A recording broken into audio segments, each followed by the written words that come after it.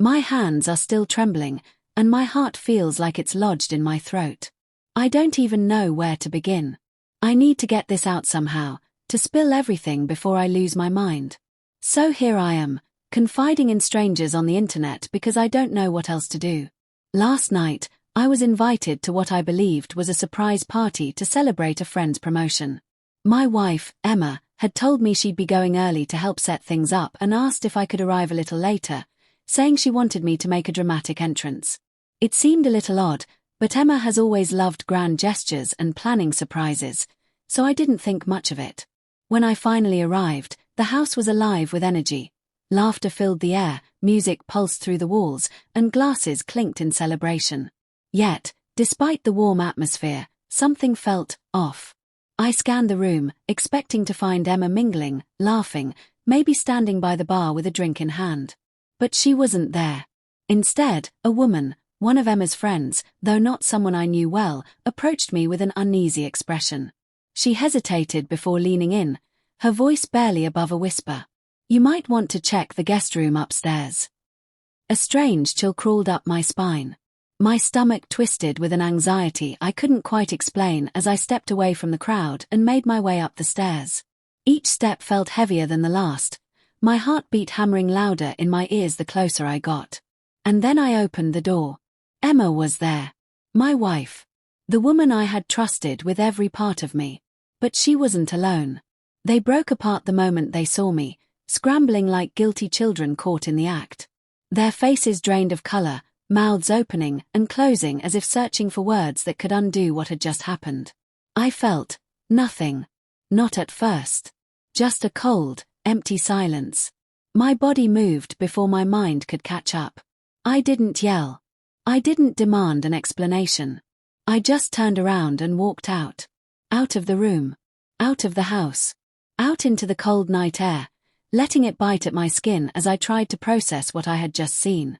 Emma came home later that night, but I couldn't even look at her. I couldn't listen to whatever rehearsed speech she had prepared, couldn't stomach any excuses or half-hearted apologies. I shut her down before she could even begin. By morning, she asked if we could sit down and talk. Reluctantly, I agreed, though my insides twisted with anger and something deeper, something raw and aching. She sat across from me at the kitchen table, hands twisting together in her lap. The silence stretched between us, heavy and suffocating. Finally, she exhaled shakily and reached for a glass of water, holding it as if it might anchor her. "I want to talk," she said, her voice barely above a whisper. I took a slow sip of my coffee, setting the mug down with deliberate precision. "Then talk," I said, my tone colder than I intended. Emma flinched, but she didn't look away. "I know I've hurt you, Jake," she admitted, her voice thick with something that almost sounded like remorse. "I know I can't take any of it back, but I want to try." "Try what?"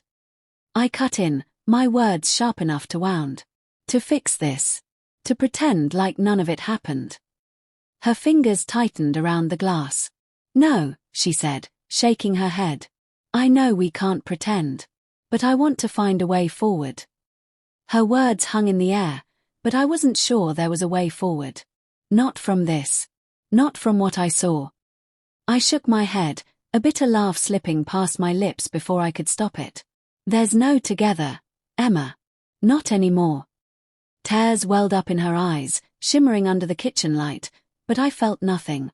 No sympathy, no sorrow. I was done feeling sorry for her. More than that, I was done feeling sorry for myself. Her voice trembled as she spoke, barely above a whisper. "I made a mistake. A terrible mistake. But I still love you, Jake. I never stopped loving you." Her words struck me like a fist to the gut, knocking the air from my lungs. A part of me wanted to believe her, to hold on to some shred of the life we had built together. But how could I? How could I trust anything that came from her lips after everything she had done? "Love?"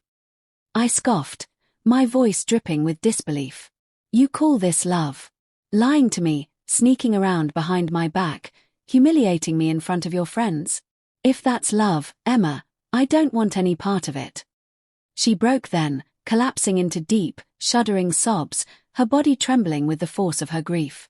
For a fleeting moment, I felt a pang of pity, but it was weak, faint compared to the storm of betrayal and anger raging inside me.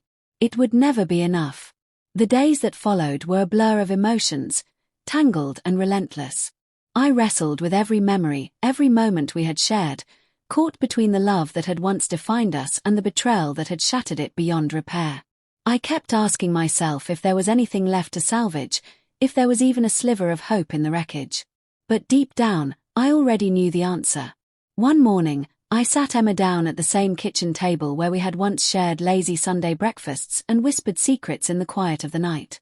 Now, it felt foreign, a relic of a past that no longer belonged to us. "I can't do this," I said, my voice steady but heavy with finality. "I can't pretend everything is okay. I can't trust you. And without trust, there's nothing left." She nodded slowly, tears slipping silently down her cheeks, her fingers gripping the edge of the table as if it might hold her together. "I understand," she whispered, her voice barely audible. "I'm sorry, Jake. For everything." I let out a long breath, the weight of it all pressing against my chest. "So am I," I said softly. And just like that, it was over.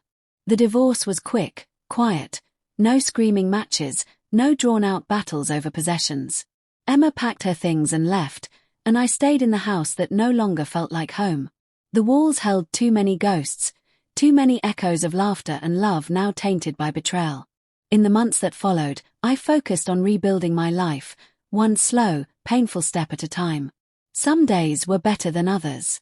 Some days, I even caught myself smiling, laughing at something stupid on TV or sharing a joke with a friend. But the nights were the hardest. The memories lingered there, hiding in the silence, creeping in when the world was quiet and my mind had nowhere to run. They whispered reminders of everything I had lost, everything I had believed in that had crumbled to dust in my hands. I don't know if I'll ever fully move on from what happened. Maybe wounds like this never truly heal. But I'm trying. And for now, maybe that's enough. As for Emma, I have no idea where she is or what she's doing. And honestly, I don't care. She made her choice. And I made mine. Life goes on. And so will I.